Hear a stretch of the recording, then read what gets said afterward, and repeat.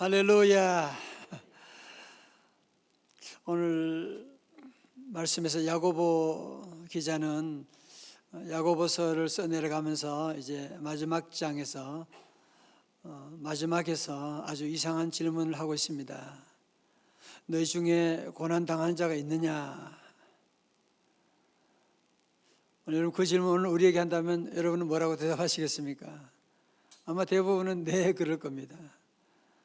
사실 우리 삶 가운데 고난이 없는 사람이 누가 있어요? 고난이 없을 때가 언제 있습니까?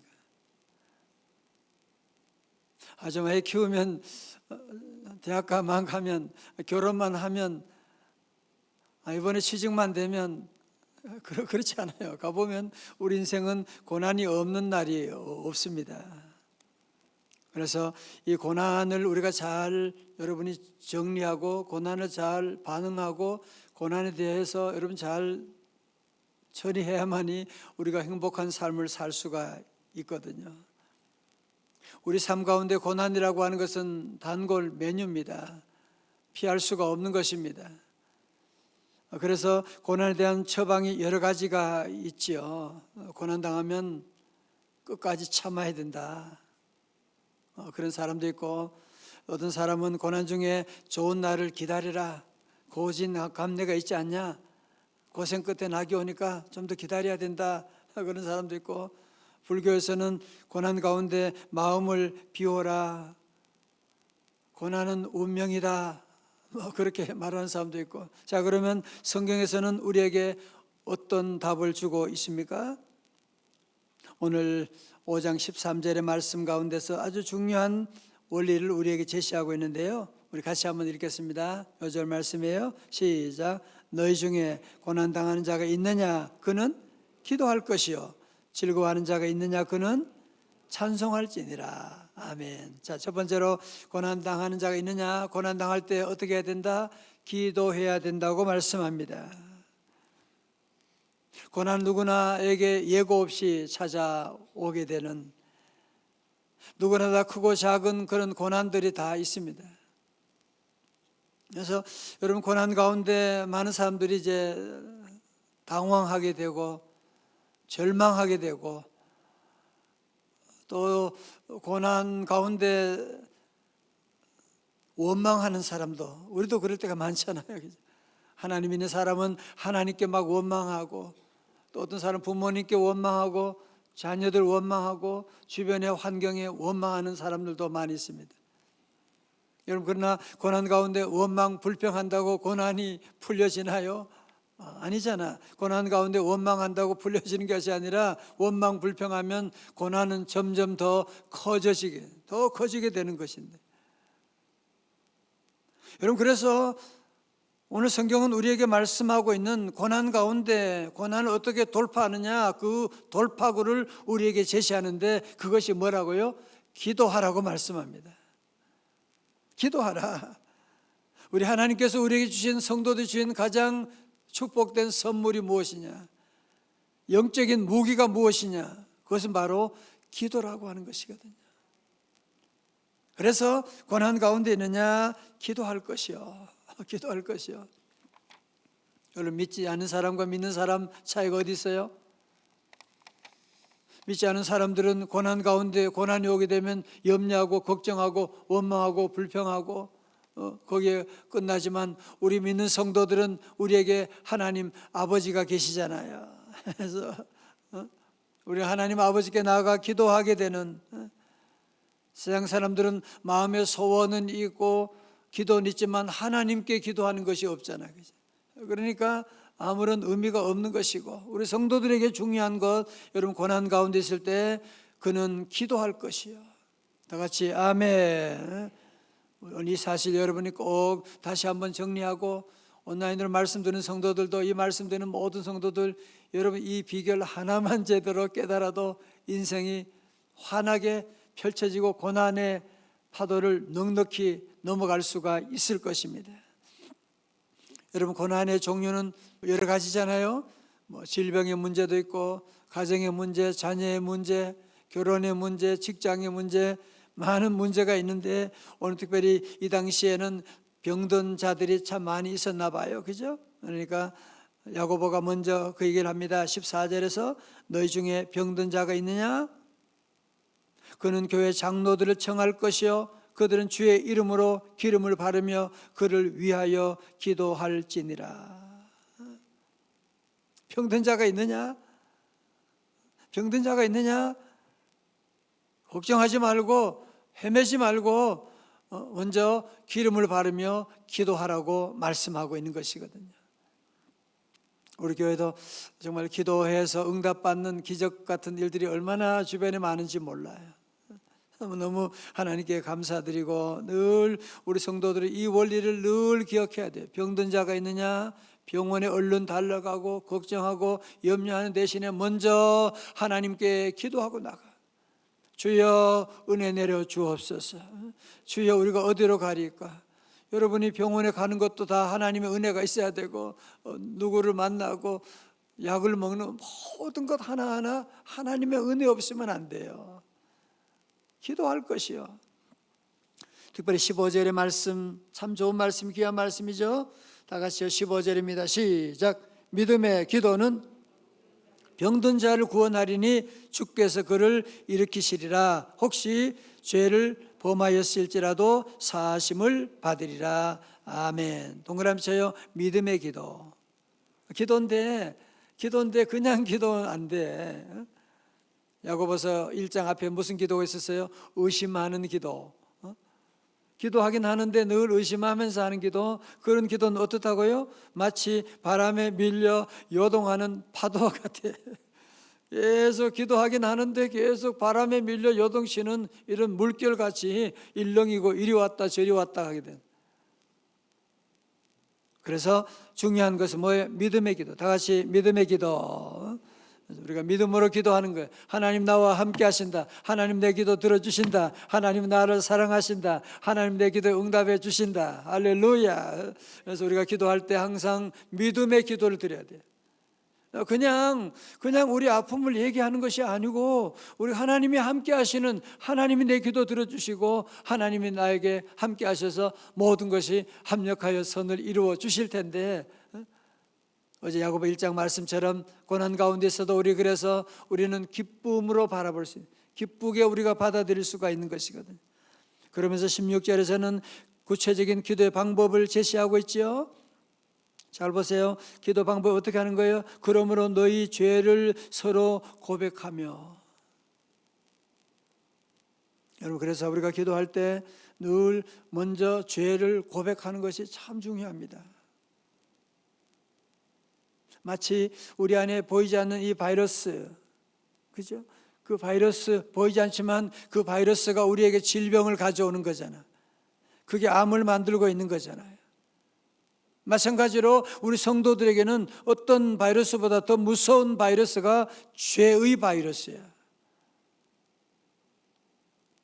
그래서 우리는 기도할 때마다, 우리는 병든 자를 위해 기도할 때도 마찬가지고, 우리는 먼저 기도할 때 죄를 서로 고백하는 기도가.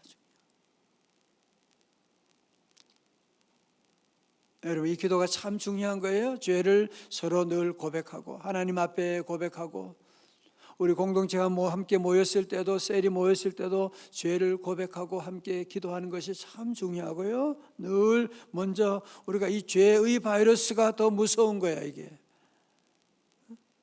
자기 죄는 뭔지도 모르고 그냥 병만 고쳐주세요, 복만 내리만 주세요 그러면 우리 하나님이 속으시겠어요? 아니, 컵이 더러운데 거기다가 아무리 생수, 아무리 좋은 거 부어도 그게 무슨 의미가 있겠어요?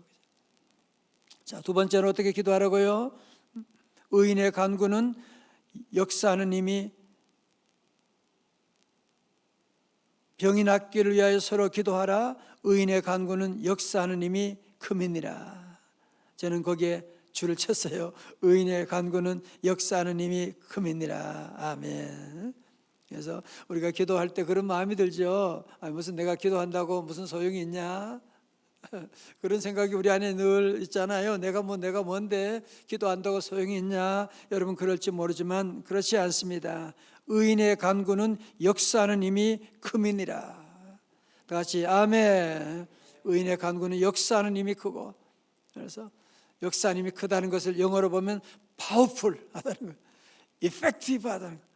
그래서 우리가 의인의 간구가 우리가 늘 믿음으로 하나님의 자녀된 구원받은 우리가 기도하는 것이 얼마나 놀라운 것인지, 너무나 파워풀한 것이다, 힘이 크다고 하면서 예로 든 사람이 바로 엘리야라는 사람이에요. 엘리야 선지자입니다. 지난주도 말씀드렸지만 우리가 엘리야라고 하면 어떤 때는 참 대단한 사람, 우리하고 너무 거리가 먼 사람이잖아 라고 하는 생각을 하기 쉬운데, 오늘 17절에 말씀하죠. 엘리야는 우리와 성정이 같은 사람이로되. 엘리야는 특별한 사람이 아니야. 우리와 똑같은 사람이야. 엘리야라고 하는 사람은 실수도 하기도 하고 두려움을 가지기도 하고 때로 우울증에 빠지기도 하고, 그래서 엘리야는 너무너무 이세벨 왕비가 두려워가지고 호렙산까지 도망가고 로뎀나무 아래에서 그냥 머리를 쳐박고 하나님 나 죽여주세요, 내 생명 가져가세요, 자살 충동까지 느꼈던 사람이었거든요. 여러분, 그럼에도 불구하고 의인의 간구는 역사하는 힘이 큼이니라. 그는 하나님께 나가서 기도할 때, 부르짖고 기도하게 될 때 3년 6개월 동안 비가 오지 않았는데 다시 비가 오게 되는 놀라운 역사를 이루게 되었다 말씀하는. 제가 지난주 우리 어성에 읽어지네 우리 종강 예배 드릴 때 제가 그런 얘기했어요. 저는 우리 피택자들이 뭐 교회 일 많이 하고 뭐 일 잘하고 그런 거 원하지. 그보다 더 먼저 원하는, 내가 원하는 것이 아니라 우리 하나님께서 원하시는 게 있다. 그게 뭐냐? 우리 종들이 주님 안에서 행복하는 것이다. 주님 안에서 행복하기를 우리 하나님 원하시거든요. 여러분, 그러기 위해서는 이 고난의 문제를 여러분이 잘 다루셔야 돼요. 고난의 문제를 잘 다루셔야 돼요. 그렇지 않으면 고난 때문에 다 망해요. 고난 때문에 다 넘어지게 돼요. 고난 때문에 시험 들게 되고, 고난 때문에 기도를 중단하게 되는 일이 얼마나 많이 있는데. 여러분, 이 고난의 문제를 잘 다루는 기획을 우리 하나님께서 우리에게 특별한 비상 조치를, 비상 전화를 설치해 주셨는데, 선물로 주셨는데 그게 뭐냐? 기도예요. 기도하면 돼요. 여러분, 어디 있든지 우리 주님의 이름으로 늘 기도하고 나가면 하나님께 기도한다는 것이 얼마나 놀라운 특권인데, 다 같이 주여 믿습니다, 아멘. 우리 성도들 다시 한번 이 말씀을 기억하고, 고난이 올 때 누구나 다 오는 고난이에요. 나만 오는 고난 아니에요. 어제 온 고난 또 내일도 올 수 있고, 고난에 예외되는 사람은 없어요. 고난이 없는 때가 없어요. 그런데 한 가지만 우리가 확실하면 되는데, 많은 사람들이 고난 가운데 이 방법을 아무리 얘기해도 이 비상전화를 쓰지 않는 사람들이 너무 많아. 엄마 아빠에게 전화 한 통화만 하면 다 끝나는데 그거 안 하고 혼자 고민하고 밥도 안 먹고 못 먹고, 그게 말이 돼요? 그게 말이 되냐고요. 다시 한번 우리 성도들은 오늘 이 말씀을 마음에 새기고, 너희 중에 고난당하는 자가 있느냐? 그는 뭐 할 것이요? 걱정할 것이요? 기도할 것이요. 예, 기도할 것이요. 자, 두 번째 오늘 질문하지요. 즐거워하는 자가 있느냐? 즐거워하는 자가 여기 즐거워하는 분 계세요? 아멘. 예, 그는 뭐 할 것이요? 찬송할지니라. 사실 우리 인생은 크게는 고난과 즐거움의 연속이잖아, 그죠? 고난과 즐거움 연속이죠. 그래서 여러분, 이 두 가지만 우리가 잘 다루게 되면 정말 여러분 평생 행복하고 천국까지 이룰 수가 있거든요.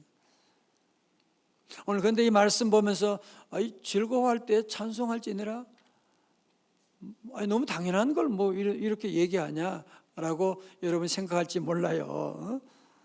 뻔한 얘기를 뭘 이렇게 열심히 찬송할지니라 그거 하느냐. 여러분, 사실은 그렇지 않아요. 우리 기독교 역사를 봐도 고난 가운데 있을 때 도리어 찬송하고 고난 가운데 있을 때 도리어 하나님 앞에 나갔지, 도리어 기독교가 국교화되고 교회가 건물이 높아지고 헌금이 많아지고 그러면서 교회가 타락하기 시작했거든요. 여러분, 사실 오늘 저와 여러분도 마찬가지예요. 이 많은 성도들 보면 고난 가운데 기도하는 분도 쉽진 않지만 도리어 즐거운 복을 받았을 때 하나님의 복을 받고 하나님을 잃어버리는 사람들이 얼마나 많은지 몰라요. 복적금 받고는 그거 가지고 그러고는 하나님 잃어버리고 기도 생활 안 하고 나가는 사람 저는 너무너무 많이 보았어요. 그리고 역사도 마찬가지예요. 고난에 넘어진 사람보다도 성공에 넘어진 사람이 더 많다는 거 아니에요. 여러분 주변에 보십시오. 여러분, 그런 의미에서 오늘 본문의 말씀이 참 중요하다는 말씀이에요. 여러분, 늘 기쁜 일 있을 때, 즐거운 일 있을 때, 하나님 주신 은혜가 있을 때 우리 성도들은 찬송을 불러야 돼요. 찬송 부르라고 하는 것이 그냥 찬송 몇 곡 부르라는 것이 아니라, 찬송이라고 하는 것은 하나님께서 우리에게 주신 그 은혜를 회상하는 것이거든요. 하나님의 주신 은혜를 회상하고, 우리 성도들도 늘 좋은 일 있을 때 급해가지고 너무 하나님 주신 선물 때문에 너무 기뻐하고 즐거워할 것이 아니라 우리 성도들은 먼저 찬송을 불러야 돼요. 얘들아, 우리 하나님을 찬양하다. 주님의 높고 위대하심을 내 영혼이 찬양하네.